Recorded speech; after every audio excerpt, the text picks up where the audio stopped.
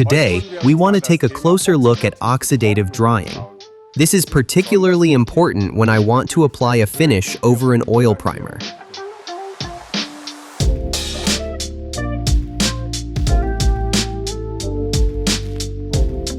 My colleague Manu has studied oxidative drying very intensively and has carried out many tests on the subject. That's why he's here today and can certainly answer some of our questions. Manu, we always talk about oxidative drying. Is that actually the correct term? In short, no. This is actually a chemical process. It is a curing process, not a drying process. Okay, a chemical process sounds to me like we need certain conditions. Is that right? What do we need and what do we have to pay attention to? We need to make sure that the temperatures are correct, that the relative humidity in the room is appropriate, and that there is sufficient air movement for the oil. Why is drying actually so important? Drying is important for several reasons. First of all, we naturally want to be able to walk on the parquet without leaving footprints or similar marks. The other topic we are looking at today is applying a finish over oiled parquet. This is possible with our 2K impact. However, if the oil is not completely dry, applying the finish over it will not work properly. How can I determine whether the surface is dry or not? There are several ways to determine this. One really reliable method is the so-called adhesive mouse, using the Tessa permanent glue roller. I can roll it across the surface where it leaves an adhesive film.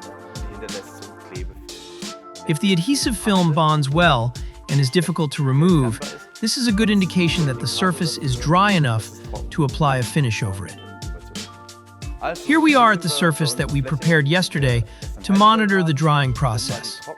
Using the Tessa permanent glue roller, we can determine very precisely how dry the surface is by looking at the application pattern. We need to take a closer look at this. Come with me. I'll place the roller on the surface and roll it across. Now you can see that the adhesive initially wets the surface, but then pulls back again. This means that the oil is not yet sufficiently dry. Here, for example, we can see that the adhesive roller wets the surface very well. Now comes the check. If I rub my finger over it and the adhesive film comes off very easily, the surface is not yet sufficiently dry.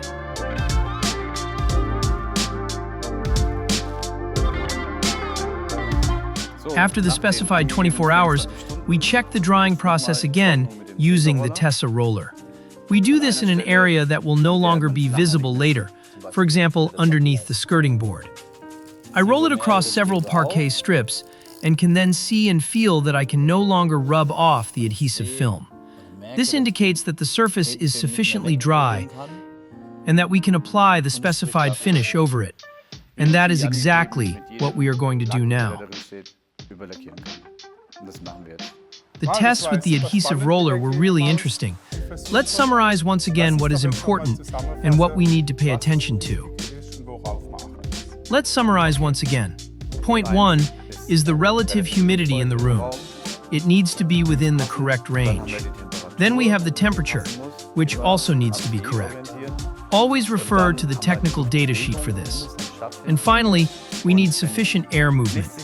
If I'm not sure whether all the conditions are right, and I want to check the drying process, the Tessa permanent glue roller is a very useful tool. It allows me to reliably check the adhesion and therefore the drying condition. Great, so we've now reached the point where we can say the surface is dry, and now we can apply the finish over it. Exactly, and you can keep it. Thank you.